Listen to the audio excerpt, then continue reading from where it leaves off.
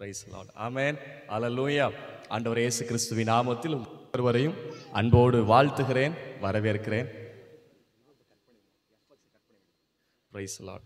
என்னை அன்போடு அழைத்த கனத்துக்குரிய பாஸ் அலெக்ஸ் அவங்களுக்காக, குடும்பத்துக்காக ஆண்டவரை துதிக்கிறேன். மேடையில் இருக்கிற கனத்துக்குரிய ஊழியருக்காக ஸ்தோத்திரம். இளம் ஊழியர் தீமோத்தேயு பிரின்ஸ் அவங்களுக்காக ஆண்டவரை துதிக்கிறேன். கர்த்தர் அவங்களை ஆசீர்வதிப்பாராக. வந்திருக்கிற எல்லா கனத்துக்குரிய தேவ மனிதர்கள், ஆண்டுடைய பிள்ளைகளுக்கு அன்பின் வாழ்த்துக்கள். இந்த இரவு நேரத்தில் ஆண்டவர் நம்மோடு தீர்க்க தரிசனமாய் பேசுவாராக. ஆனுடைய சத்தத்துக்கு நேராக நம்முடைய செவியையும் இருதயத்தையும் நாம் கொஞ்சம் ஆயத்தப்படுத்திக்குவோம், திருப்பிக்குவோம். தேவன் நம்மோடு பேசுவாராக. கர்த்தர் நல்லவர், அவர் கிருபை என்றும் உள்ளது. Praise the Lord. தேவனுக்கே சகல மகிமையும் கனமும் உண்டாகட்டும். திருப்பிக் கொள்வோம். நீதிமொழிகள் 15ஆம் அதிகாரம் 30வது வசனம். நீதிமொழிகள் 15ஆம் அதிகாரம் 30வது வசனம்.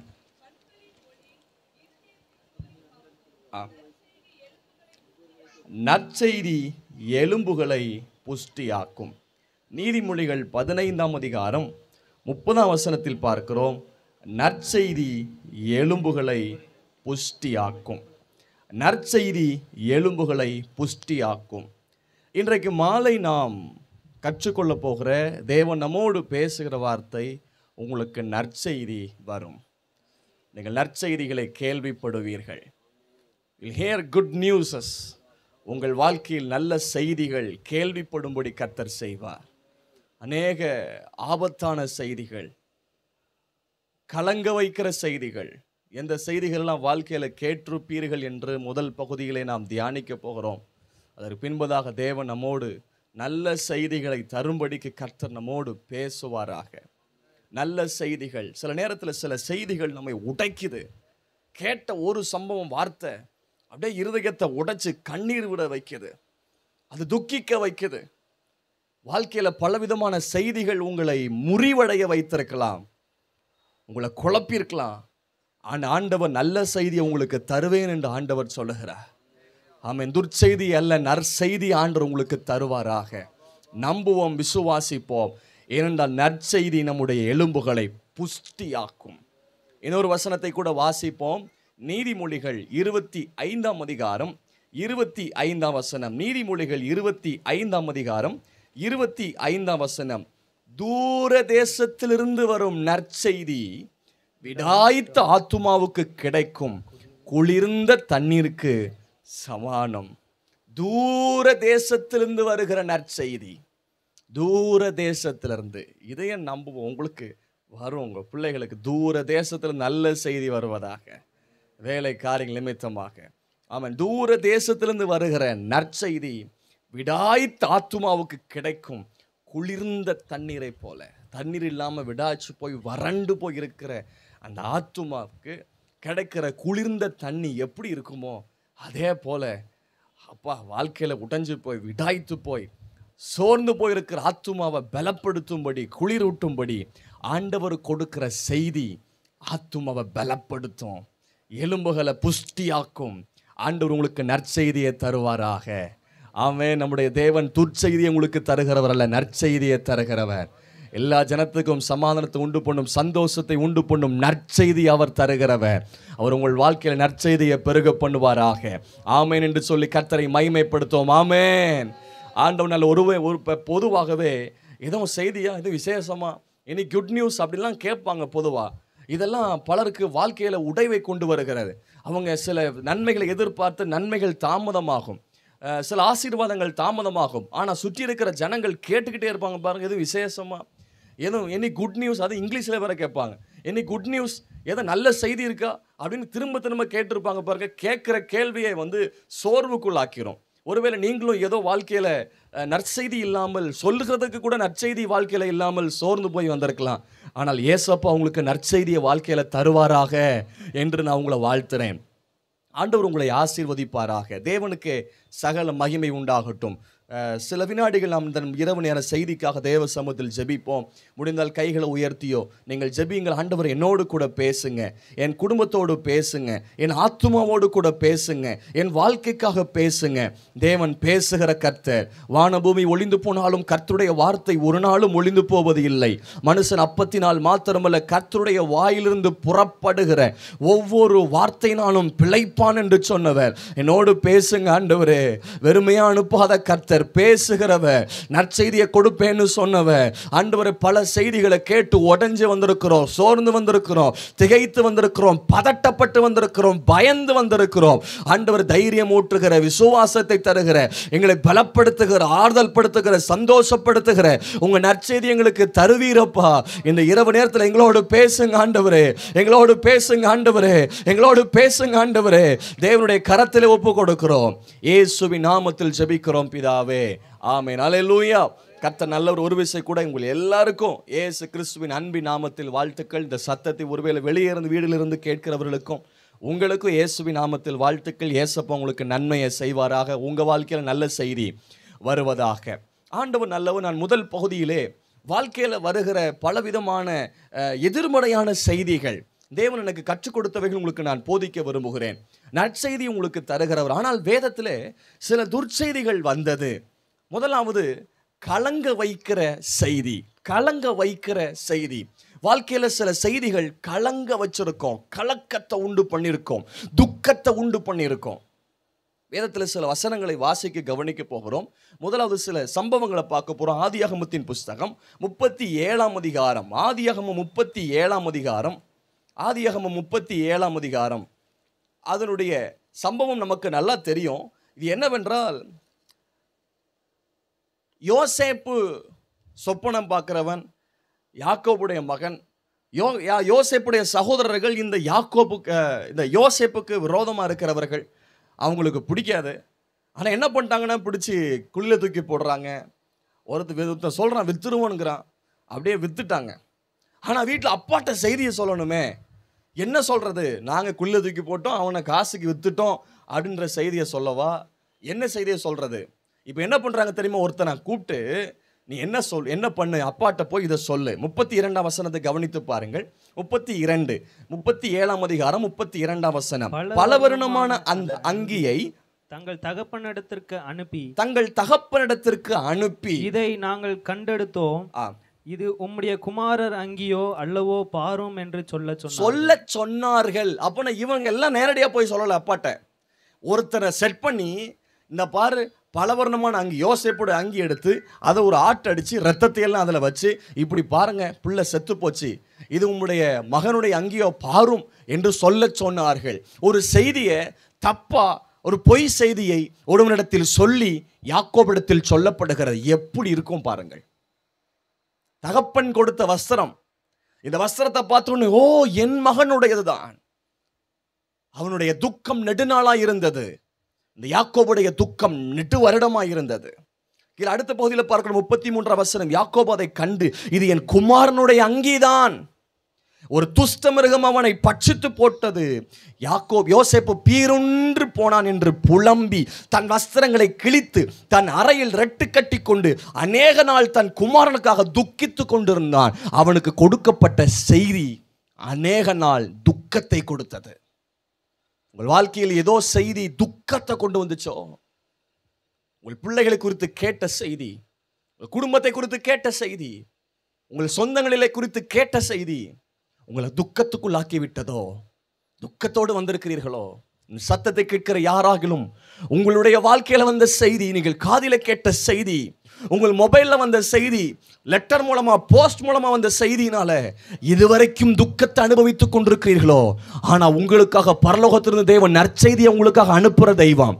அந்த நற்செய்தி அனுப்பும் போது துக்கத்தை எல்லாம் மாறி போகும், வேதனை எல்லாம் மாறி போகும். ஆண்டவர் நற்செய்தியை விடாய்த்த ஆத்துமாவுக்கு கொடுக்கிற ஒரு குளிர்ந்த தண்ணீரை போல கொடுக்கிற கர்த்தர். கலங்க வைக்கிற செய்தி. எப்படி கலங்கி போயிருப்பார் தெரியுமா? இவன் ஆவி செத்து போனது, கிட்டத்தட்ட ஒரு செத்த பிணம் போலத்தான் இந்த யாக்கோபு இருந்தார். அடுத்த வசனத்துல பார்க்கிறோம். அதுக்கப்புறம் தான் பசங்களாம் வர்றானுங்க. 35ஆம் வசனம். அவருடைய குமாரத்திகள் எல்லாரும் அவனுக்கு ஆறுதல் சொல்ல வந்து நின்றார்கள். ஆனாலும் அவன் ஆறுதலுக்கு இடம் கொடாமல், நான் துக்கத்தோட என் குமாரனிடத்தில் பாதாளத்தில் இறங்குவேன் என்றான். இவ்விதமாய் அவனுடைய தகப்பன் அவனுக்காக அழுது கொண்டே இருந்தான். எத்தனை நாட்கள்!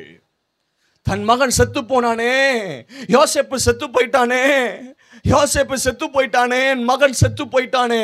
ஆனால் கொடுத்ததோ தவறான செய்தி, கொண்டு வந்ததோ தவறான செய்தி. இந்த செய்தி துக்கத்தை கொண்டு வந்தது. மருத்துவமனையில் போய் செக் பண்ணும்போது அந்த மருத்துவர்களுடைய செய்தி, அவங்களுடைய முயற்சிகள் செக் பண்ணி பார்த்து சில செய்திகளை சொல்லுவார்கள்.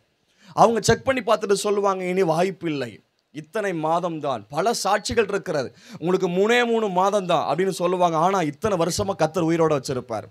உங்கள் கற்பத்தில் நீ பிள்ளை பிறக்கவே முடியாது, வாய்ப்பே இல்லை, கற்பம் தரிக்க வாய்ப்பே இல்லை. அவங்களுடைய முயற்சியின்படி, அவர்கள் கண்டுபிடிப்பின்படி சொல்லுவார்கள். அநேகருக்கு இந்த செய்தியை கேட்டபோது இருதயம் துக்கமாயிரும். 6 மாசத்துல வாழ்க்கை முடிஞ்சிருயா, அவ்வளோதான் ஓடும்னு சொல்லிடுவாங்க. அவன் 3 மாசத்துல செத்துருவான். ஏன்னா கேட்ட செய்தி, என் வாழ்க்கை நாள் முடிய போதா, நான் சாக போறேனா அப்படின்னு அந்த செய்தியை யோசிச்சு கவலை மிகுந்த பெறுகிறோம். அதிகமாக கவலை வர்றதுக்கு காரணமே செய்தி தான்.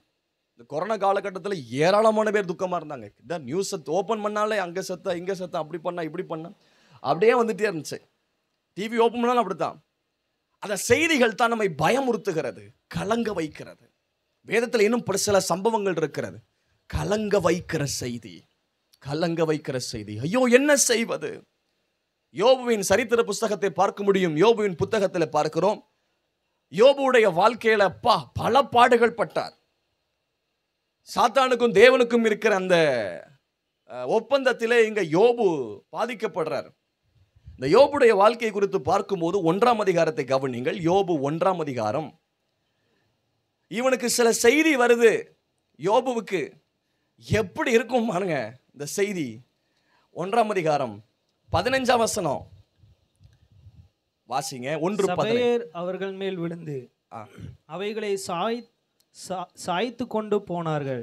வேலையாட்களையும் பட்டய கருக்கினால் வெட்டி போட்டார்கள். நான் ஒருவன் மாத்திரம் தப்பி அதை உமக்கு அறிவிக்கும்படி வந்தேன் என்று. அதை அறிவிக்கும்படி வந்தேன். ஒரு வேலைக்காரன் ஓடி வர்றான். ஐயா, இப்படி கழுதைகள் எல்லாம் செத்து போச்சியா, கழுதைகள் மேய்ஞ்சிட்டு இருந்து எல்லாம் செத்து போச்சியா, நான் ஒருத்தன் மட்டும் உயிரோட இருந்தேன், நான் ஒருத்தன் மட்டும் ஓடி வந்து சொல்றேன். யோபுக்கு வந்த செய்தி கலங்க வைக்கிற செய்தி. கழுதைகள் எல்லாம் செத்து போச்சியா. அடுத்தது இப்பதான் செய்தியை கேட்டு முடிச்சிருக்காரு. அடுத்த ஒரு செய்தி வருது பாருங்கள். 16ஆம் வசனம். இவன் இப்படி பேசி கொண்டிருக்கையில் ஒருத்தன் செய்தியை சொல்லிக்கிட்டே இருக்கிறான். அடுத்த ஒருத்தன் ஓடி வர்றான். வேறு ஒருவன் வந்து வானத்திலிருந்து தேவனுடைய அக்கினி விழுந்து ஆடுகளையும் வேலைக்காரர்களையும் சுட்டரித்து போட்டது. நான் ஒருத்தன் மட்டும் தப்பி அதை உமக்கு அறிவிக்கும்படி வந்தேன். இப்போ குட் நியூஸ் வரல, நல்ல செய்தி வரல. அடுத்தது ஒரு செய்தி, இப்போ துக்கமான செய்தி கேட்டுட்டு இருக்கும்போது அடுத்த துக்கமான செய்தி வருது. அடி பட்ட காலில் விழுந்த மாதிரி, விழுந்த இடத்துல விழுந்த மாதிரி திரும்ப திரும்ப திரும்ப திரும்ப துக்கமான செய்தி வந்துட்டே இருக்கு. வாழ்க்கையில துக்கமான செய்தியை பல முறை கேட்டு கேட்டு கேட்டு அப்பந்தான் முடிஞ்சிருக்கும். அடுத்த செய்தி துக்கமான செய்தி வந்திருக்கலாம், ஆனா உயிர்ப்பிக்கிற செய்தியை தர ஒருத்தர் இருக்கிறார். இதுவரைக்கும் துக்கத்தின் செய்தியை கேட்டுக்கிட்டே வாழ்க்கையை ஓட்டிட்டு இருக்கலாம், ஆனால் ஒரு நற்செய்தியை தரும்போது இதுவரைக்கும் இருக்கிற துக்கத்தை எல்லாம் ஒரு இமை பொழுதில் அவர் மாற்றுகிற கர்த்தர். துன்பத்தை கண்ட வருஷங்களுக்கும் சரியாய் அவர் உங்களை மகிழ்ச்சியாக்குகிற கர்த்தர். துக்கம் சந்தோஷமாக மாறும் என்று சொன்னவர் இப்போ வந்து சொல்றான், ஆடுகளையும் வேலையாட்களையும் சுட்டரித்து போட்டு நான் ஒருத்தன் மட்டும் உமக்கு அறிவிக்கும்படி வந்தேன். அறிவிக்க வந்தவன் நற்செய்தியை கொண்டு வர முடியவில்லை, துர்ச்செய்தியை கொண்டு வந்தான். அடுத்தது பாருங்கள், இவன் இப்படி பேசி கொண்டிருக்கையில் இரண்டாவது ஒருத்தனும் துக்க செய்தியை சொல்லிக்கிட்டே இருக்கும் போது அடுத்த ஒருத்தன் வேகமா ஓடி வர, ஐயா மோசம் போயிட்டாங்க ஐயா, ஐயா ஓடி வர்றான். என்ன சொல்றான்? 17ஆம் வசனம். வேறு ஒருவன் வந்து கல்தையர் 3 பவுன்சுகளாய் வந்து ஒட்டகங்கள் மேல் விழுந்து அவைகளை ஓட்டிக்கொண்டு போனார்கள். வேலையாட்களையும் பட்டை கருக்கினால் வெட்டி போட்டார்கள். நான் ஒருவன் மட்டும் தப்பி அதை உமக்கு அறிவிக்கும்படி வந்தேன். அடுத்த ஒருத்தன் வந்து சொல்றான், 3வது முறையா செய்தி வருது, ஒட்டகங்கள் போச்சு, வேலைக்காரங்களை வெட்டி போட்டான், போயிட்டாயா. அடுத்த செய்தி, ஒரு ஒருவேளை நீங்கள் யோசிக்கலாம், என் வாழ்க்கையின் துவக்கத்திலிருந்து, திருமணமான துவக்கத்திலிருந்து இதுவரைக்கும் என் வாழ்க்கையில நல்ல செய்தியே வந்ததில்லை, நல்ல செய்தியே வந்ததில்லை என்று நாம் யோசிக்கலாம். அப்பதான் ஒரு துர்ச்செய்தி வந்து அது முடியக்கூடிய நேரத்தில் அடுத்த ஒரு துக்க செய்தி வருகிறது, உடைக்கிற ஒரு செய்தி வருகிறது. என்ன செய்வதென்று தெரியவில்லையே என்று கலங்கி கொண்டிருக்கலாம். இத்தனை வருடங்களாய் துக்க செய்திகளை வாழ்க்கையை ஓட்டிட்டு இருக்கிறீங்களோ? யோபுவுக்கு செய்தி வருது, அறிவிக்கும்படி வந்தான். அடுத்தது பாருங்கள், இவன் இப்படி பேசிக் கொண்டிருக்கையில் அடுத்தது இந்த செய்தியை மூணாவது ஒருத்தன் பேசிட்டு இருக்கிறான். பேசிட்டு இருக்கும்போது அடுத்த ஒருத்தன் ஓடி வர்றான். அவனாவது நல்ல செய்தியை கொண்டு வருவானான்னு பார்த்தா அவனிடத்திலும் நல்ல செய்தி இல்லை. அவனிடத்தில் இன்னும் கொஞ்சம் உடைக்கிற செய்தி தான் இருந்தது, கலங்க வைக்கிற செய்தி தான் இருந்தது. இவன் இப்படி பேசிக் கொண்டிருக்கையில் வேறு ஒருவன் வந்து, உம்முடைய குமாரனும் உம்முடைய குமார்த்திகளும் தங்கள் மூத்த சகோதரன் வீட்டிலே புசித்து திராட்சரசம் குடிக்கிற போது வனாந்தர வழியாய் பெருங்காற்று வந்து அந்த வீட்டின் 4 மூலையிலும் அடிக்க அது பிள்ளைகள் மேல் விழுந்ததினாலே அவர்கள் இறந்து போனார்கள். நான் ஒருத்தன் மட்டும் ஓடி வந்து உமக்கு அறிவிக்க வந்தேன். ஒருத்த மட்டும் தப்புனேன். பிள்ளைகள் செத்து போயிட்டாங்க, கழுதைகள் போச்சு, ஒட்டகங்கள் போச்சு, வேலைக்காரர்கள் போனார்கள், ஆடுகள் போனது. ஆனா இப்போ பிள்ளைகள் செத்து போயிட்டாங்க. எப்படி இருக்கும் பாருங்கள். இந்த வசனத்தை வாக்குத்தத்தமா நீங்க அறிக்கை பண்ணி ஜெபம் பண்ணுங்கள். என் பிள்ளைகள் சத்தியத்தில் நடக்கிறார்கள் என்று நான் கேள்விப்படுகிற சந்தோஷத்தை பார்க்கலாம், அதிகமான சந்தோஷம் இல்லை. உங்கள் பிள்ளைகளை குறித்து துர்ச்செய்தியை காது கேட்டிருக்கலாம், ஆனால் யாரெல்லாம் துக்க செய்தியை சொன்னார்களோ அவர்கள் மூலமா நற்செய்தியை காது குளிர கேட்க வைப்பாரு. ஆண்டவரே, என் பிள்ளைகளை குறித்து நற்செய்தியை நான் கேள்விப்படணும், என் பிள்ளைகள் சத்தியத்தில் நடக்கிறார்கள் என்று நான் கேள்விப்படுகிற சந்தோஷம், நான் பார்க்கிற சந்தோஷம் அல்ல, கேள்விப்படுகிற சந்தோஷம். ஆண்டவர் பிள்ளைகளை குறித்து நற்செய்திகளை நம்மளுடைய காதுகள் கேட்கும்படி செய்வாராக. இவனுக்கு பிள்ளைகளை குறித்து செய்தி வருகிறது, பிள்ளைகள் செத்து போனார்கள். பிள்ளைகளுக்காக பலி செலுத்தினவர் தான், பிள்ளைகளுக்காக பலி செலுத்தின ஒரு குடும்ப ஆசாரியன் நான். ஆனாலும் செய்தி வருகிறது, பிள்ளைகள் செத்து போனார்கள். அப்பொழுது யோபு எழுந்திருந்து தன் சால்வையை கிழித்து தலைமை சிரைத்து தரைகளை விழுந்து பணிந்து, கர்த்தர் கொடுத்தார், கர்த்தர் எடுத்தார், கர்த்தருடைய நாமத்துக்கு ஸ்தோத்திரம்.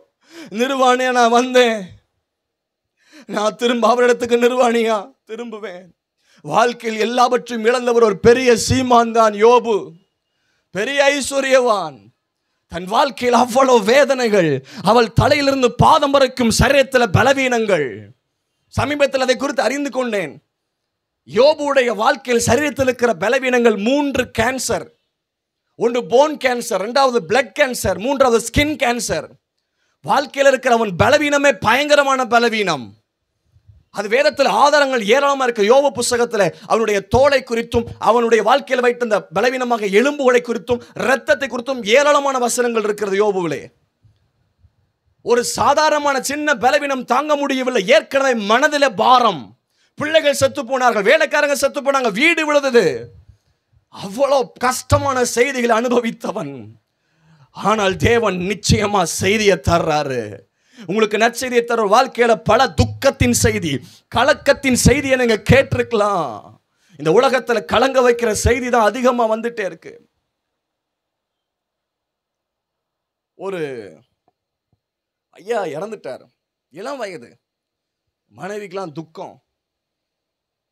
அப்போ இந்த மனைவியுடைய சகோதரன், இந்த அம்மாவுடைய சகோதரன் ஃபோன் பண்றாரு, கவலைப்படாத, உன் பிள்ளைகளை நான் படிக்க வைக்கிறேன், நாங்கெல்லாம் வரோம் அடக்கத்துக்கு. ஒரு கணவன் இறந்துட்டார்னா எவ்வளவு துக்கமா இருக்கும் இல்லை? இளம் வயது, சின்ன வயசு. அவங்க அடக்கத்துக்காக சகோதரன்லாம் கிளம்பி வர்றாங்க. திரும்ப வீட்டுக்கு ஃபோன் வருது. என்ன செய்தி என்றால், அவளால் ஆறுதல் படுத்திட்டு கிளம்பி வந்த தன் சொந்த சகோதரன் வர்ற வழியில் விபத்துக்குள்ளாய் அவர் மரிச்சு போனார். எப்படி செய்தி வருது பாருங்கள். செய்தி கலங்க வைக்கிற செய்தி, கலங்க வைக்கிற செய்தி. வாழ்க்கையில ஒருவேளை அதிகமான கலக்கத்தின் செய்தி வழியா நீங்க போயிட்டு இருக்கலாம். யாக்கோபு ஆரம்பத்தில் 34ஆம் அதிகாரத்தில் ஒரு கலங்க வைக்கிற செய்தி யாக்கோபுக்கு அறிவிக்கப்பட்டது. ஆதியா 34ஆம் அதிகாரம் 5ஆம் வசனத்தை கவனித்து பாருங்கள். ஒரே ஒரு பெண் பிள்ளை தான், ஒரே ஒரு பெண் பிள்ளை தான் யாக்கோபுக்கு. மற்றெல்லாம் பசங்க. எவ்வளவு செல்லமா வளர்ந்துருப்பா. வெளியே போனா பாருங்க, தேசத்தின் பெண்களை பார்க்கறதுக்கு தீட்டுப்படுத்தப்பட்டால், வாசியுங்கள் 34:5. தன் குமாரத்தியாகிய தீனாளை அவன் தீட்டுப்படுத்தினதை யாக்கோபு கேள்விப்பட்ட போது, யாக்கோபு கேள்விப்பட்ட போது, செய்தியை கேள்விப்படுறான். தாம் பிள்ளையை குறிச்சு, தீனாளை குறிச்சு, தான் சொந்த மகளை குறிச்சு, பெண் பிள்ளை குறிச்சு கேள்விப்பட்ட போது, அவன் குமாரர் அவனுடைய மந்தையின் இடத்தில் வெளியிலே இருந்தார்கள். அவர்கள் வருமளவும் யாக்கோபு பேசாமல் இருந்தான். எப்படிங்க பேச முடியும்? தான் சொந்த மகளை வேசியமா நடத்தியாச்சு, கற்பழிச்சாச்சு, இந்த செய்தியை கேள்விப்படுறாரு. எப்படி இருக்கும்? 30ஆம் வருஷத்துல பார்க்க முடியும். அவர் புலம்பி பேசுவார் யாக்கோபு.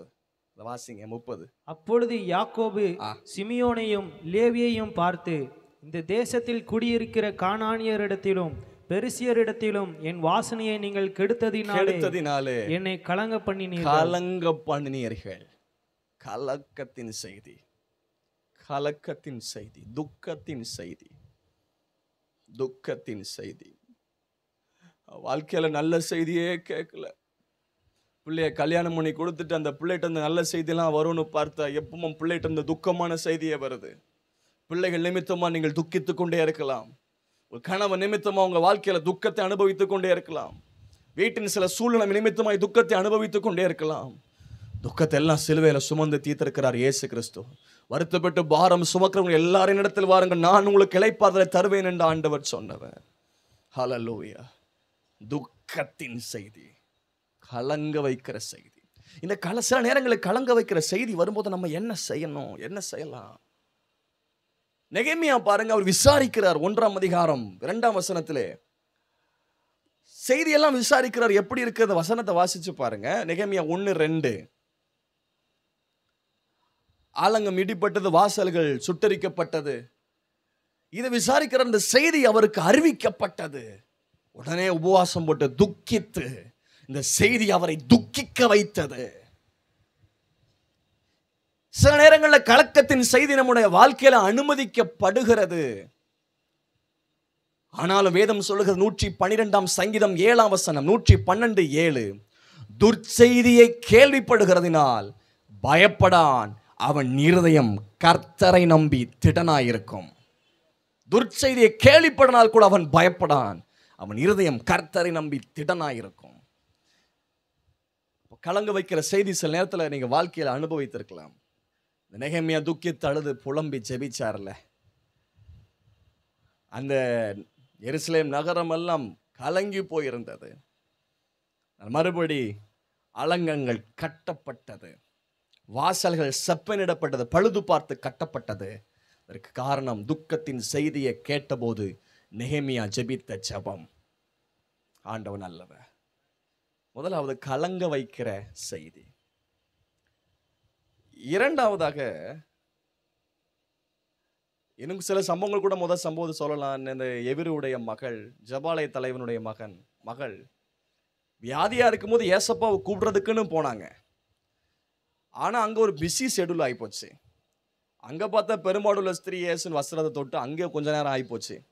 இந்த கொஞ்ச நேரம் ஆயிடுச்சு பாருங்களேன். இந்த நேரத்தில் ஒரு செய்தி ஆகிப்போச்சு, பிள்ளை செத்து போச்சு. இங்கே இயேசுவின் வஸ்திரத்தை தொட்டு சுகமானாங்க. இயேசு யாரை தொட்டு அப்படியே பேசிட்டு இருக்கும்போது ஒருத்தர் ஓடி வந்து சொல்றான், நம்முடைய பிள்ளை மரித்து போனால் இயேசுவின் போதகரை வற்புறுத்த வேண்டாம். இனி அடக்க காரியத்தை பார்ப்போம். இயேசு அதை அறிஞ்சு சொல்றது, விசுவாசம் உள்ளவனாய் இருங்கிறார். சில நேரத்தில் செய்திகள் துக்கமான செய்திகளா, கலங்க வைக்கிற செய்திகளா இருந்துட்டு இருக்கலாம். கலங்க வைக்கிற செய்தி. அதன் மத்தியில் ஜெபம் பண்ணுங்க. தேவன் நமக்கு நற்செய்தியை கொண்டு வருகிறவர். இரண்டாவதாக கதற வைக்கிற செய்தி. கதற வைக்கிற செய்தி. சில செய்தியை கேட்ட போதே அப்படி கதறுவாங்க. அப்பா, they could not control themselves. அது யாருன்றதை மறந்து அவங்களே கட்டுப்படுத்த முடியாம பயங்கரமா கதறுவாங்க. ஐயோ, அப்சலோமுக்காக செய்தியை கேட்ட போது தாவீது கதறினான் பாருங்க. அவங்களுக்கு அந்த ஜெயம் ஒரு துக்கத்தின் ஜெயமா மாறி போச்சு. ஜெயம்தான், ஆனால் அது ஒரு துக்கத்தின் ஜெயமா மாறி போச்சு. துக்கமா இருந்ததுன்னு வேதம் சொல்லுகிறது. 2 சாமுவேல் 18ஆம் அதிகாரம் 33ஆம் வசனம். 2 சாமுவேல் 18:33. அப்பொழுது ராஜா மிகவும் கலங்கி, அதுல பாருங்களேன், ஏன் கலங்கினார்னா, என் மகனாய் அப்சலோமே, என் மகனே, என் மகனாய் அப்சலோமே, நான் உனக்கு பதிலாய் செத்தான நலமாயிருக்குமே அப்சலோமே என்றார். என் மகனே, என் மகனே என்று சொல்லி அழுதான், கதறான் தாவீது. விரோதமா எழும்பினவன் தான், தான் சொந்த மகன் அப்சலோம் தான், ராஜ்யத்தை கட்டணும்னு நினைச்சவன் தான். ஆனா செத்துட்டான்ற செய்தி இந்த அதிகாரத்துல பார்க்க முடியும். 2 பேர் ஓடி வர்றான், ஓடி வந்து செய்தி அறிவிக்க வர்றான். மற்ற ஜனங்களுக்கு இவன் செத்தது, இந்த ஜெயம் வந்து ஒரு நற்செய்தியாய் தெரிந்தது. ஆனால் தாவீதுக்கு தான் சொந்த பையன் செத்தது ஒரு துக்கத்தின் செய்தியாய் மாறினது. கதறுகிறான், என் மகனே அப்சலோமே, உனக்கு பதிலா நான் கூட செத்திருக்கலாமே. கதறான். 19ஆம் அதிகாரம் 1ஆம் வசனம், இதோ ராஜா அப்சலோமுக்காக அழுது புலம்புகிறான் என்று யோவாப்புக்கு அறிவிக்கப்பட்டது. அதனால ஜெயம் ஜனத்துக்கெல்லாம் துக்கமாய் மாறி போனது. கதறுகிறான். சில சம்பவத்தை, சில செய்தியை கேட்டபோது கதறுவார்கள், புலம்புவார்கள். சில வருஷத்துக்கு முன்பதாக ஒரு சகோதரி எனக்கு அதிகாலையில போன் பண்ணாங்க. அவங்க கதறினாங்க, அழுதுட்டு, ஒரு 20 நிமிஷம் அவங்ககிட்ட பேசியிருப்பேன். தொடர்ந்து அவங்களை அப்படியே அமைதியா இருக்க சொல்லி சில வார்த்தைகளை பேசல, ஒரு செய்தியை அவங்களுக்கு பிரசங்கம் பண்ணேன்.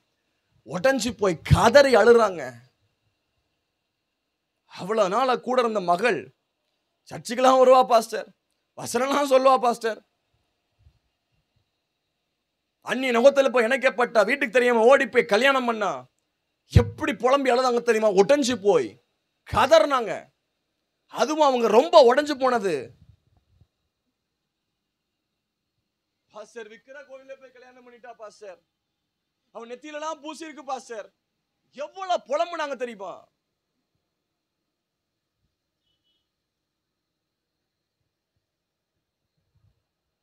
கதறினாங்க தான் பிள்ளைக்காக.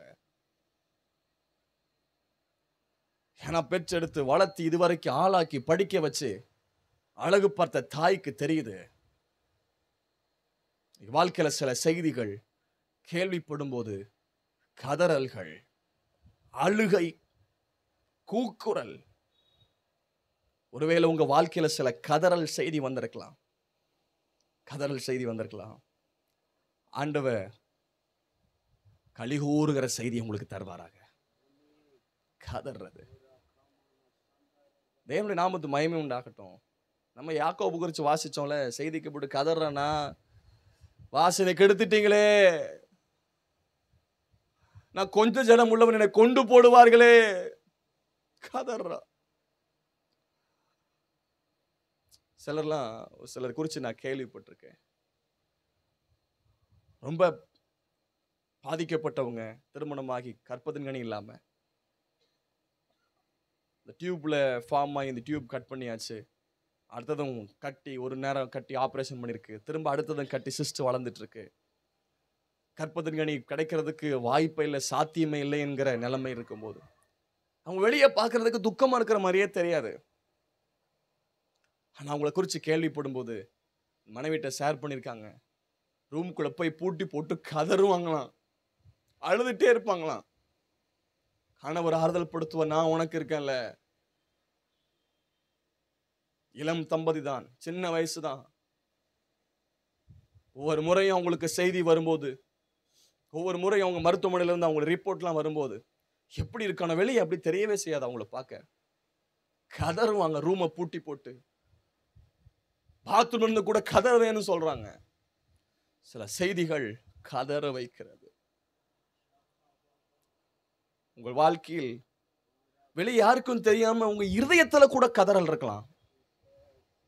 என் கணவருக்கு தெரியக்கூடாது, பிள்ளைக்கு தெரியக்கூடாது என்று உங்க வாழ்க்கையில வெளியே சொல்ல முடியாத சில காரியம் இருதயம் கதறி கொண்டிருக்கலாம். அண்ணால் அப்படித்தான் இருதயம் கதறினது. உதட மட்டும் அசைஞ்சது, இருதயத்தை ஊற்றினால் கதற வைக்கிற செய்தி, கதற வைக்கிற செய்தி, கதற வைக்கிற செய்தி ஒண்ணு வந்துச்சு. மகிமை இஸ்ரவேலை விட்டு போச்சு, உடன்படிக்கை பெட்டி போயிடுச்சு. இந்த செய்தி அறிவிக்கப்பட்ட போது அப்படியே விழுந்துட்டாரு ஏலி. 1 சாமுவேலின் புஸ்தகம் 4ஆம் அதிகாரம் 13ஆம் வசனத்தை பாருங்கள். 1 சாமுவேலின் புஸ்தகம் 4ஆம் அதிகாரம் 13ஆம் வசனம் 14ஆம் வசனம். அவன் வந்தபோது ஏலி ஒரு ஆசனத்தின் மேல் உட்கார்ந்து வழியை பார்த்து கொண்டிருந்தான். தேவனுடைய பெட்டிக்காக அவன் இருதயம் தத்தளித்து கொண்டிருந்தது. பெட்டிக்காக தத்தளித்து கொண்டிருந்த உடன்படிக்கை பெட்டி, அதுதான் ரொம்ப முக்கியமானது. அதுதான் கர்த்தர் நடத்துறது, அதுதான் தேவன் வாசம் பண்றது. அந்த பெட்டிக்காக தத்தளித்து கொண்டே இருந்தது. ஊரிலே செய்தியை அறிவிக்க அந்த மனுஷன் வந்தபோது ஊரெங்கும் புலம்பல் உண்டாயிற்று. ஊரெங்கும் புலம்பல், கதறல், ஊரெங்கும் சத்தம். பெட்டி பிடிக்கப்பட்டுச்சு, உடன்படிக்கை பெட்டி களவு போச்சு, எடுத்துட்டு போயிட்டான், மகிமை போயிட்டு, ஊரெங்கும் கதறல், புலம்பல், ஊரெங்கும் புலம்பல். 14ஆம் வசனம், புலம்புகிற இந்த சத்தத்தை ஏலி கேட்டபோது இந்த அமளியின் இரைச்சல் என்ன என்று கேட்டான். அப்பொழுது அந்த மனுஷன் தீவிரித்து வந்து ஏலிக்கு அறிவித்தான். இந்த ஏலி மல்லாங்க விழுந்து செத்து போனான். செய்தியை கேட்ட போதே விழுந்துட்டாரு, அட்டாக் ஆயிடுச்சு. இந்த செய்தியை கேட்டு ஜனமெல்லாம் புலம்புது, அது ஜனமெல்லாம் கதறுது. என்ன கத்துப்பா, என்ன சத்தம்பான்னு கேட்டாரு. ஓடி வந்து ஏலி தாத்தாட்ட அறிவிக்கிறான், இப்படி ஆகி போச்சுன்ன போது இந்த செய்தி கதற வச்சது. ஐயோ, மகிமை போய்விட்டதே. கீழே பார்க்க முடியும். இந்த செய்தியை கேளு சொல்றாங்க. 17ஆம் வசனம், செய்தி கொண்டு வந்தவன் பிரயுத்தரமாக, அங்கே பெட்டி பிடிக்கப்பட்டுச்சு, பெரிய சங்காரம் உண்டாயிட்டு. ஓப்பனை பினகாஸ் 2 பேரை செத்து போனாங்க. அடுத்தது செய்தி வர்றவன் சொல்றான், ஓப்பனை பினகாஸ் செத்துட்டாங்க. செய்தி மாத்தி மாத்தி வருது, கூக்குரல் பெருகுது. அந்த நேரத்தில் பார்த்து ஏலி தாத்தாவுடைய மருமகளுக்கு டெலிவரி, பையன் செத்துட்டான். இந்த செய்தி வருது பாருங்க, மருமகளுக்கு அறிவிக்கப்படுது. 19ஆம் வசனம், பினகாசின் மனைவியாகி அவன் மருமகள் நிறைமாத கற்பனையா இருந்தால் அவள் தேவனுடைய பெட்டி பிடிக்கப்பட்ட செய்தியையும், செய்தி அந்த செய்தி தான் கேட்கிறா. டெலிவரி ஆச்சு. தன் மாமனும் தன் புருஷனும் இறந்து போனதையும் கேள்விப்பட்ட போது அவள் கற்ப வேதனைப்பட்டு குடிந்து பிரசவித்தாள். தன் மாமா செத்துட்டாரு, என் கணவர் செத்துட்டாரு, பெட்டி பிடிக்கப்பட்ட செய்தி கேட்டபோது கதறிப்பா. ஐயோ, தன் பிரசவ வழிக்காக கதறின விட செய்தியை கேட்டபோது கதறிப்பா. ஆண் பிள்ளை பிறந்தா சந்தோஷமா இருக்கும், ஆனால் இங்கே ஆண் பிள்ளை பிறந்தது சந்தோஷம் அல்ல. இக்கபோத் என்று பெயர், மகிமை விட்டு போச்சு, கடந்து போய்விட்டது என்ற பெயர். காரணம் செய்தி. செய்தி இதோ சில செய்திகள் உங்களை கதற வைத்திருக்கலாம். ஆனால் தேவன் களிப்பா கர்த்தரை மகிமைப்படுத்தும்படி, களி கூறும்படிக்கு, தேவனை ஆனந்தமாய் துதிக்கும்படிக்கு என் வாழ்க்கையின் நல்ல செய்திகளை கர்த்தர் பெருக பண்ணுவாராக. ஆமென். ஆண்டவருடைய நாமத்துக்கு மகிமை உண்டாவதாக. முதலாவது சொன்னேன் கலங்க வைக்கிற செய்தி. இரண்டாவது சொன்னேன் கதற வைக்கிற செய்தி. மூன்றாவது, சில செய்திகள் கலவரத்தை உண்டு பண்ணும் செய்தி. இது நடந்துச்சு யாக்கோபு வாழ்க்கையில. தன் மகள் தீனால், ஒரே ஒரு மகள் தீட்டுப்பட்டால், கற்பழிக்கப்பட்டால், இந்த செய்தி யாக்கோபு அறிவிக்கப்படும் மௌனமா இருந்தான். அடுத்த வசனம் சொல்லுகிறது, வாசியுங்கள். ஆதியாகமம் 34ஆம் அதிகாரம் 7ஆம் வசனம். 34:7. யாக்கோபின் குமாரர் இந்த செய்தியை கேட்டவுடனே, யாக்கோபின் குமார் இந்த செய்தி, எந்த செய்தி? தன் சகோதரி தீனால சீகம் என்ன பண்ணிட்டான்? கற்பழிச்சிட்டான். செய்தியை கேள்விப்பட்ட போது வெளியிலிருந்து வந்தார்கள். அவன் யாக்கோபின் குமாரத்தியோட சயனித்து செய்யத்தகாத மதிக்கெட்ட காரியத்தை இஸ்ரவேலின் செய்ததினாலே அந்த மனிதர் மனங்கொதித்து மிகவும் கோபம் கொண்டார். மனம் கொதித்து கலவரத்தை பண்ணணும். சிமியோனும் லேவியும் அவங்களுக்குள்ள, ஏன் சொந்த சகோதரி இப்படி பண்ணிட்டானே, எதையாவது கலவரத்தை உண்டு பண்ணி ஆகணும். உடன்படிக்கை பண்றாங்க, விருத்த சேதனம் பண்ணணும்னா கொடுக்கிறோம்.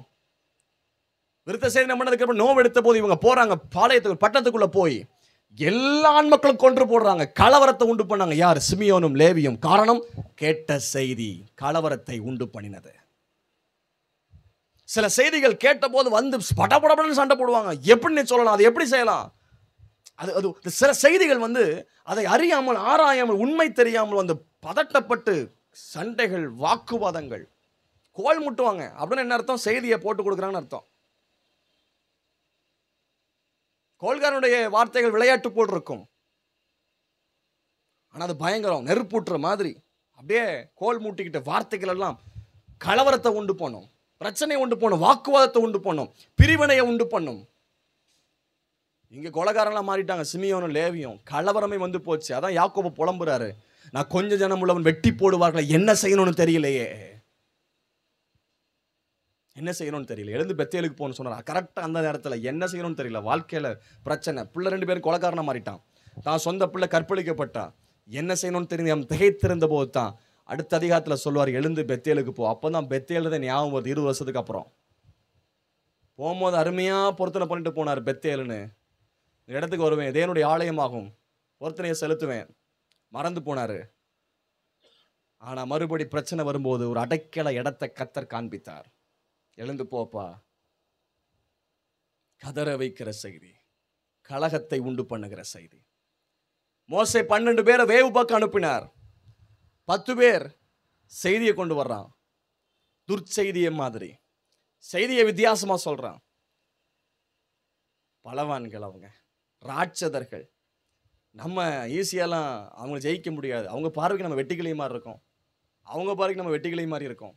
ஆனால் 2 பேர் செய்தியை, நல்ல செய்தியை கொடுத்தார்கள். காலேப்பும் யோசுவாவும். நம்ம எளிதாய் சுதந்தரிக்கலாம்,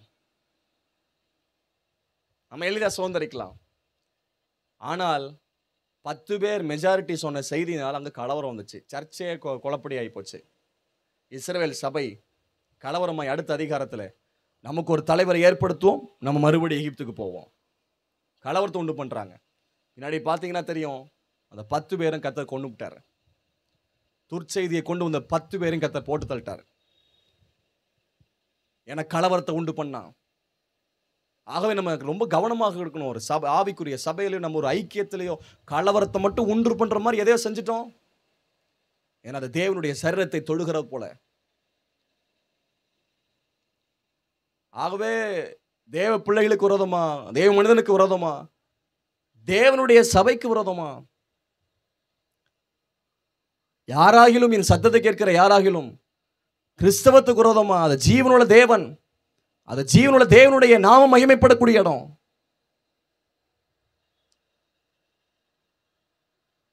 தேவன் நல்லவர்.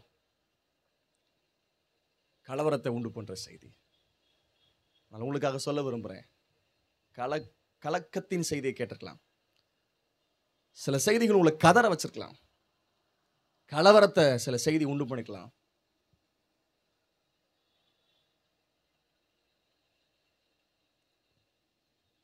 சமீபத்தில் ஒரு குடும்பத்தை குறித்தான ஆலோசனைகளை என் தகப்பன் கொடுத்துட்டு இருக்காங்க. வேதனையான சம்பவம்.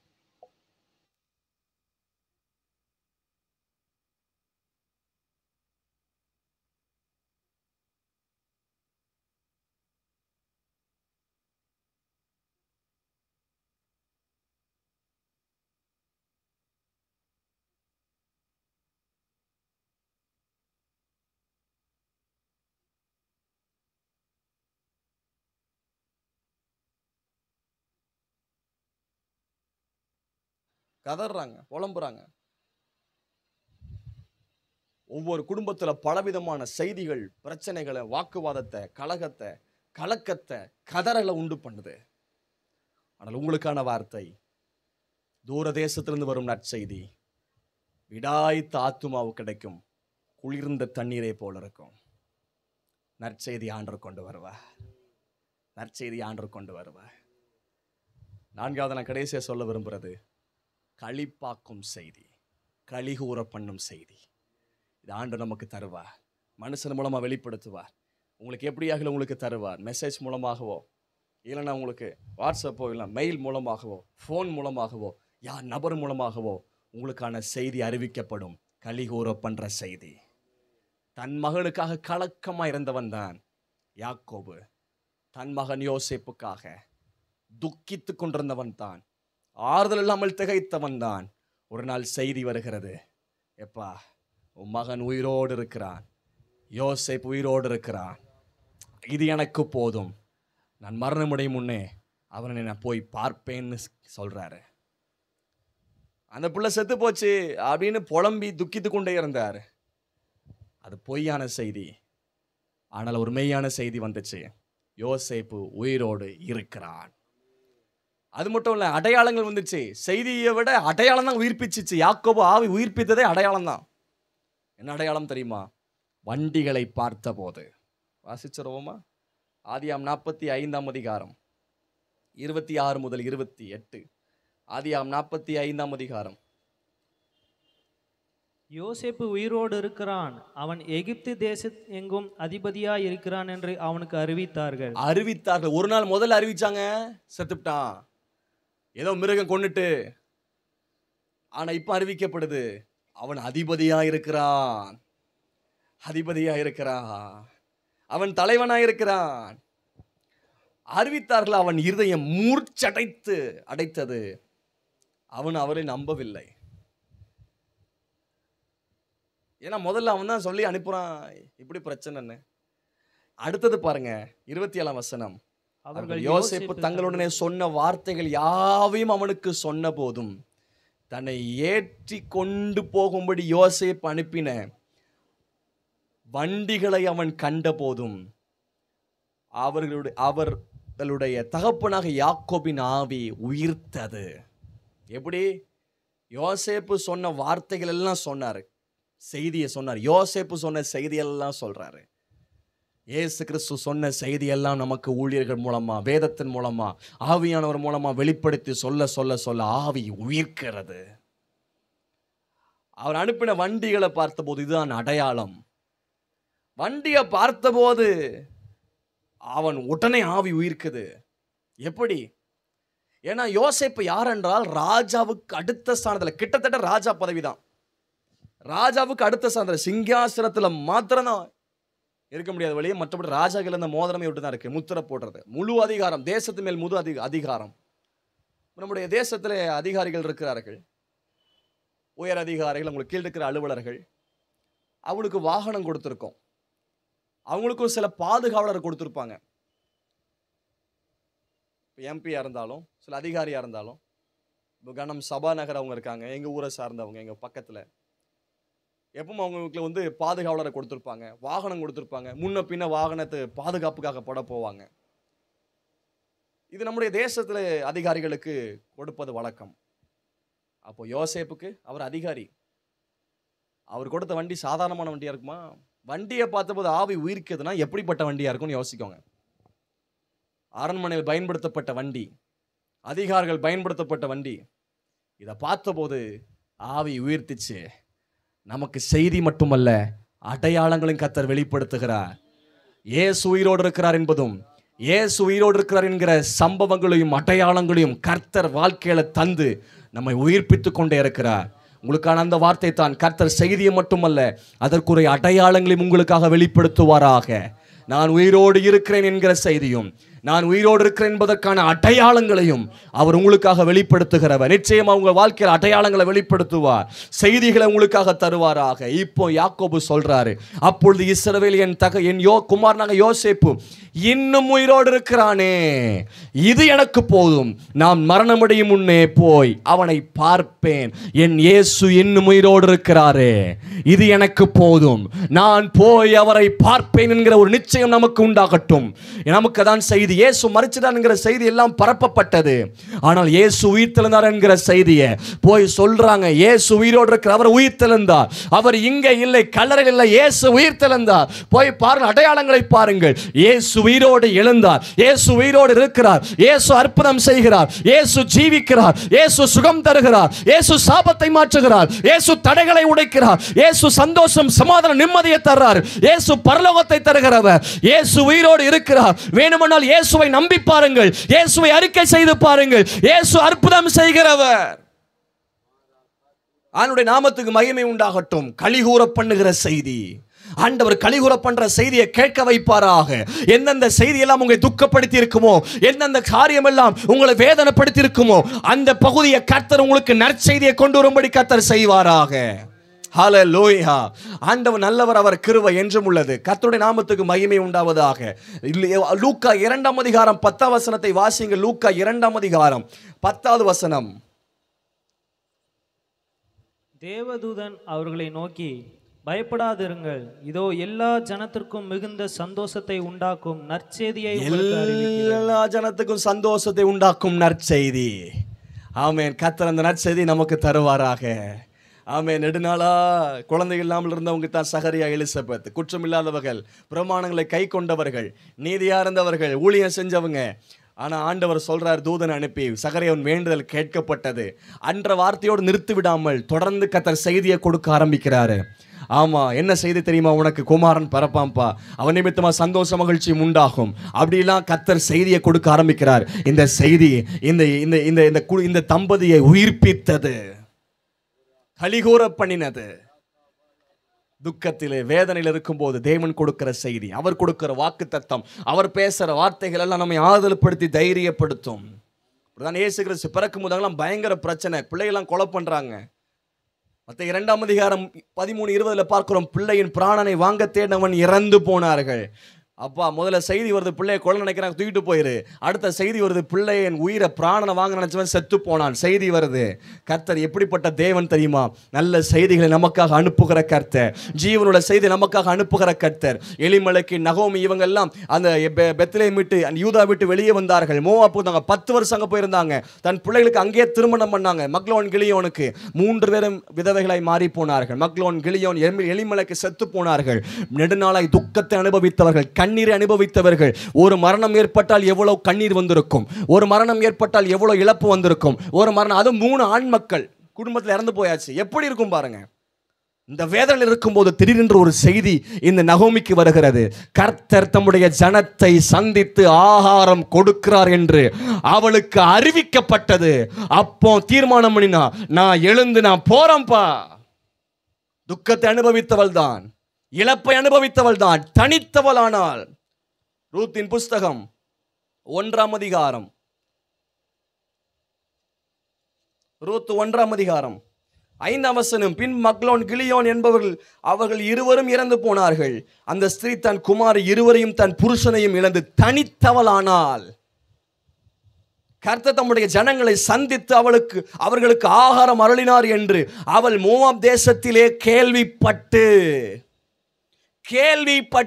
செய்தி அறிவிக்கப்படுது.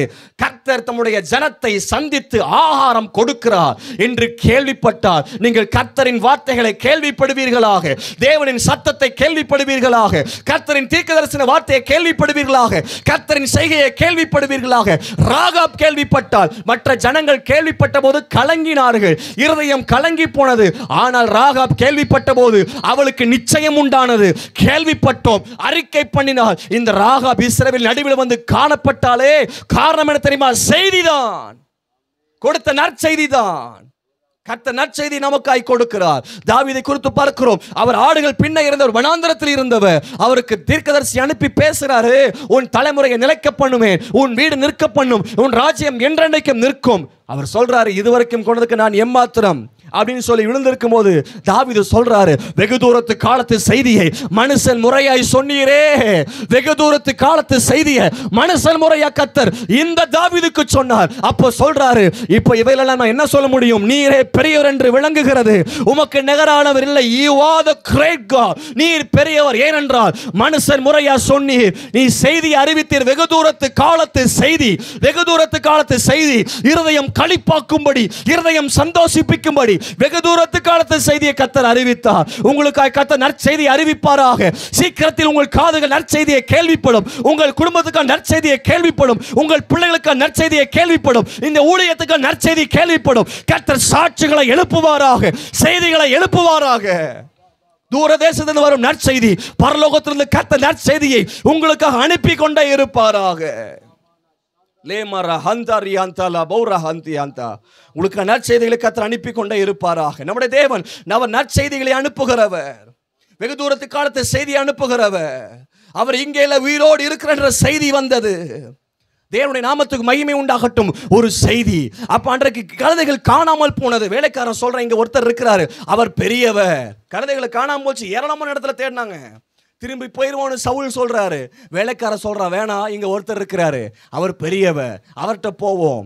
இந்த செய்தி தான் அவனை ராஜாவாய் மாற பண்ணுவதற்கு காரணமாய் மாறினது. ஒரு செய்தி உங்களை உயர்த்தும், ஒரு செய்தி உங்கள் தலைமுறையை உயர்த்தும், ஒரு செய்தி உங்களை கனம் பண்ணும், ஒரு செய்தி உங்களை ஆசீர்வதிக்கும். இதுவரைக்கும் பல செய்திகள் உடைக்கிற செய்திகளா, கலங்க வைக்கிற செய்திகளா, கதற வைக்கிற செய்திகளா, கலவரத்தை உண்டு பண்ணுகிற செய்திகளா வந்துகிட்டே இருந்திருக்கலாம். யோபுவுக்கு செய்தி மாத்தி மாத்தி மாத்தி வருகிறது. ஆனால் கடைசியில் கர்த்தரிடத்திலிருந்து செய்தி வருகிறது. கர்த்தர் இந்த யோபுவை உயர்த்தினாரே, கர்த்தர் இந்த யோபுவை இரட்டிப்பாய் ஆசீர்வதித்தாரே, 4 தலைமுறைக்கு நிற்க பண்ணினாரே. கர்த்தர் யோபுவை கனம் பண்ணினவர், தாவீதை கனம் பண்ணினவர். உங்களை கனம் பண்ணுவாரு, கனம் பண்ணுவாரு. உங்களுக்கு நல்ல செய்தியை கொடுப்பார். அல்லேலூயா. சூசா நகரம் கலங்கினது. ஏன் தெரியுமா? செய்தி, ஆமனுடைய செய்தி. யூத ஜனத்தை எல்லாத்தையும் அழிக்கணும். ஆனால் அடுத்தது சூசா நகரம் களி கூர்ந்தது.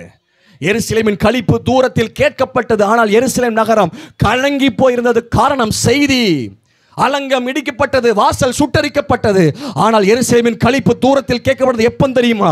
மறுபடி செய்தி வந்து கட்டப்பட்ட போது எருசலேமின் களிப்பு தூரத்தில் கேட்கப்பட்டது.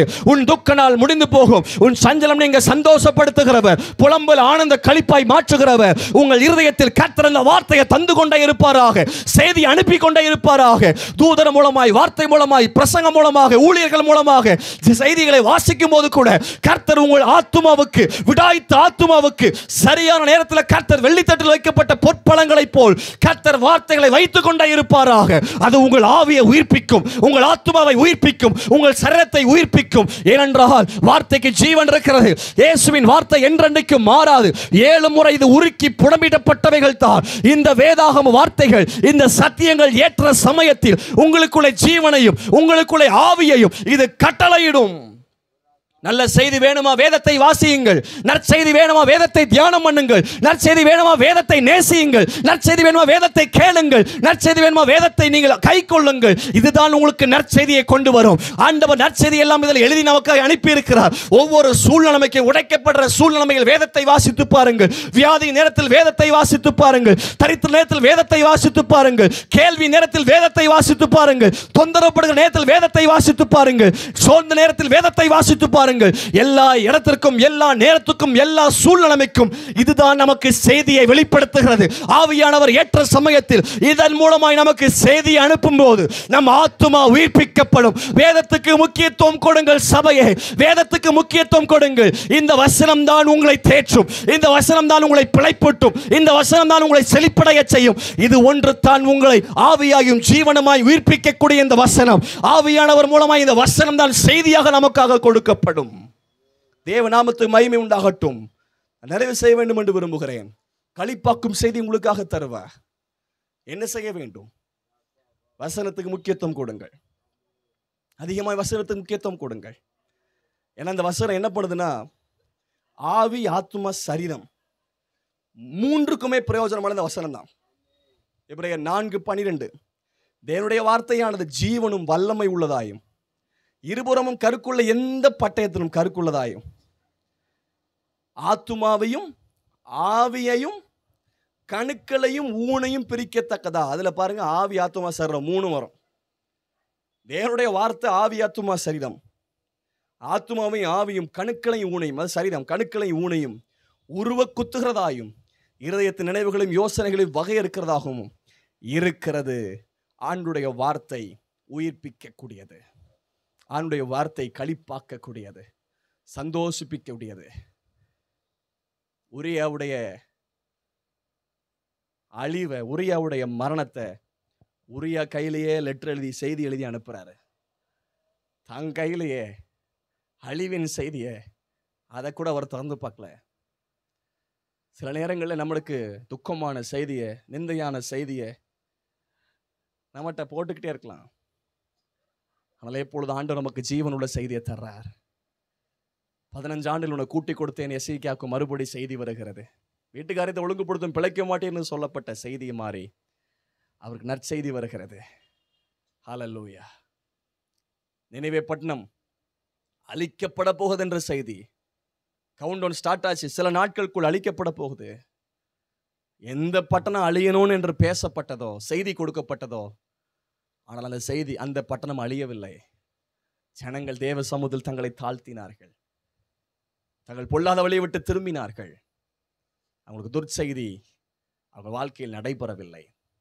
தேவ நற்செய்தியை அவங்களுக்காக ஏற்படுத்தினார். வலது கைக்கும் இடது கைக்கும் வித்தியாசம் அறியாத இந்த லட்சக்கணக்கான ஜனங்களுக்காக மனதுருகின தெய்வம் உங்களுக்காக நற்செய்தி ஆண்டவர் கொண்டு வருவாராக. ஒருவேளை யாராகிலும் வாழ்க்கையில் சில அனுபவங்கள் கதற வைக்கிற செய்திகள் இருந்திருக்கலாம். இல்லைன்னா கலவரத்தை உண்டு பண்ற செய்தி, சண்டையும் பிரச்சனையும் வாக்குவாதத்தை உண்டு பண்ணுகிற செய்தி, கலங்க வைக்கிற செய்தி, துக்கம், வேதனை, புலம்பல், கண்ணீர். ராக்காலத்தில் அவள் கண்ணீர் வடிந்து கொண்டே இருக்குது. அவளை தேற்றுவார் உருவம் இல்லை. கைகளை விரிக்கிறாள். புலம்பல்ல பார்க்குறோம், அப்படியே தூக்கிக்கிறா, யாருமே இல்லை. கலங்கம், கலக்கம். சில செய்தியை கேட்டபோது உட்கார்ந்து புலம்பி அழுது, ஏன் ஆண்டவரே, என்ன ஆண்டவரே, ஏன் எப்படி ஆச்சு? அப்படியே கலக்கம். ஒருவேளை உங்க வாழ்க்கையில சில செய்திகள் மருத்துவர் கொடுத்த செய்தியா இருக்கலாம், இல்லை யாரோ பேசின சில சம்பவங்கள், சில வார்த்தைகள் உங்க இருதயத்தை உடைச்சு கலங்க வச்சு வாழ்க்கையெல்லாம் முடிச்சிடலாம் ஏன்பா இருந்து அப்படின்ற ஒரு யோசனையோடு இருக்கலாம். ஆனால் உங்களுக்கு நற்செய்தி எப்பொழுதும் கொடுத்து கொண்டிருக்கிற ஒரு தேவன் இருக்கிறார். ஆறுதல் படுத்துகிற வார்த்தை, தேற்றுகிற வார்த்தை, பலப்படுத்துகிற வார்த்தை, அபிஷேகிக்கிற வார்த்தை, உங்களை ஊன்றி கட்டி எழுப்புகிற தேவனுடைய செய்தியை உங்களுக்கு தந்து கொண்டே இருப்பாராக. ஜெபம் பண்ணுங்கள். எந்த சமயத்திலும் தேவ ஆவியானவர் தேவம் பிள்ளைகள் மூலமாய் உங்களோட வார்த்தைகளை கொடுத்து உங்களை உயிர்ப்பிப்பாராக என்று உங்களை வாழ்த்துறேன். நற்செய்தி உங்களுக்காக வரும். ஆண்டவர் சமூகத்தில் ஜெபம் பண்ணுவோம். ஹல்லேலூயா, ஹல்லேலூயா. ஷாகராபாலா. உம்மால் கூடும் எல்லாம் கூடும், ஒரு வார்த்தை சொன்னால் போதும். ஐயா உம்மால் கூடும் எல்லாம் கூடும், ஒரு வார்த்தை சொன்னால் போதும்.